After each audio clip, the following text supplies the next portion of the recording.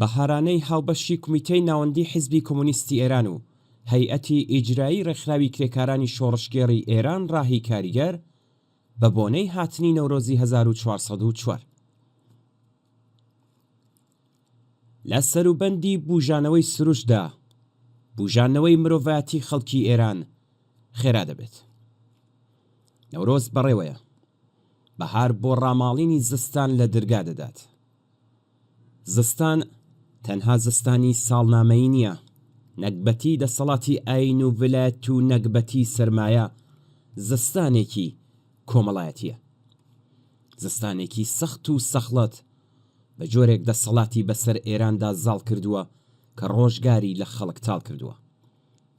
زستانێکی بێکارەبا، بێگاز، بێ ئاو، بێ هەوای پاک، بێ پوڵ، بێبوونی سفرەیەکی شاوی مرۆڤ و بێ ئارامی لە ژیاندا.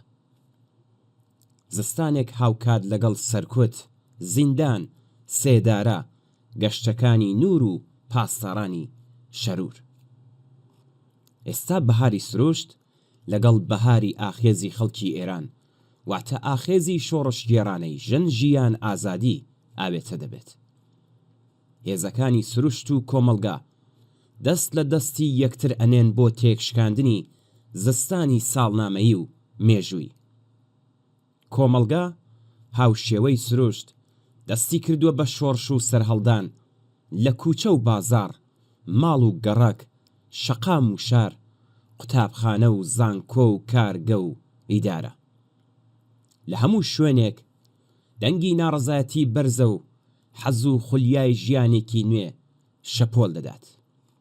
تیغی سەرکوت کول بووە و وەک جاران نابڕێت، توانایی ترساندنی لەدەستداوە، ترس بەسەر پاسداران و پارێزەرانی ئەو نیزامەدا زاڵ بووە و تووشی داماوی و سەر لێ شێواوی بوون، هەروەک چۆن لە شارەکانی کوردستان ڕێوڕەسمەکانی پێشوازی لە نەورۆز بە ژنان و کچان و هاوکاری پیاوانی ئازادی خواز، ڕنگ و بۆنی ئازادی و مژدەی ڕزگاربوون لە دەسەڵاتی ئیسلامی گرتووە.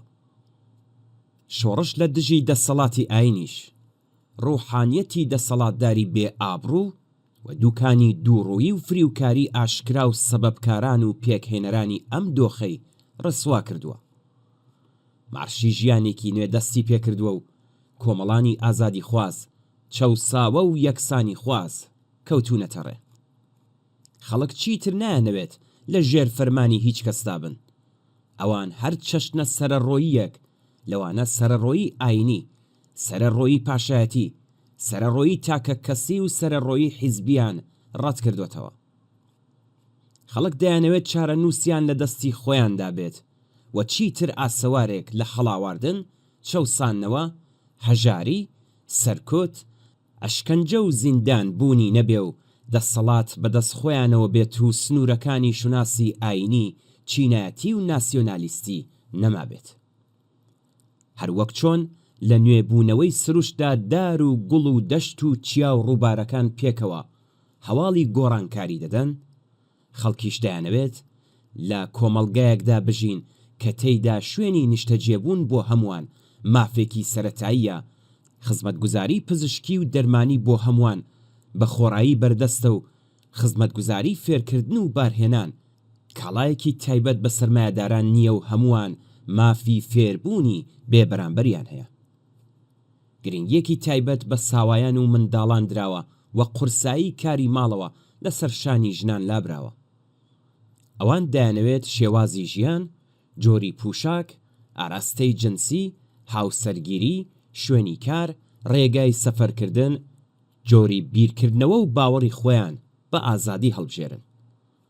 ئەوان مافی ئەوان هەیە بە زمانی دایکی فێر بن، دەیانەوێت بێ سانسۆر گوێ لە موسیقای دڵخوازی خۆیان بگرن، فیلمی دڵخوازی خۆیان تەمەشا بکەن، کتێبی دڵخوازی خۆیان بخوێننەوە، لە تۆڕە کۆمەڵایەتیەکان بگەڕێن، ئاهەنگەکانیان بەبێ ترس لە هێرشی پاسدارانی ئیسلامی بگێڕن، تەنانەت پرسەی خۆیان بەو شێوەیە کە دەیانەوێت ڕێکی بخەن.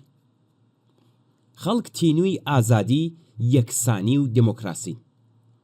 خەڵک دەیانەوێت شرافەتمەندانە بژین. ئەوان لە هەژاری و نەداری، لە کارتۆنخەوی و سەربانخەوی، لە ناچاربوون بە فرۆشتنی گورچیلە و ئەندامەکانی لەشیان، لە داهاتی کەم لە بەرامبەر سەخت و تاقەت پڕۆکێن، لە هەڵاوسانی بەردەوام و دراوی بێبەها، لە پەرەسەندنی کەلێنی نێوان چینی هەژار و دەوڵەمەند، لە جیاوازی موچەی کەمی چین و توێژەکانی خوارەوەی کۆمەلگا لە چاو موچەی زۆری چینی سەرەوە، لە دزی و گەندەڵی لە ڕاددەبەدەری تاقمێکی نزیک لە بازنەی دەسەڵات وەزاڵە هاتوون.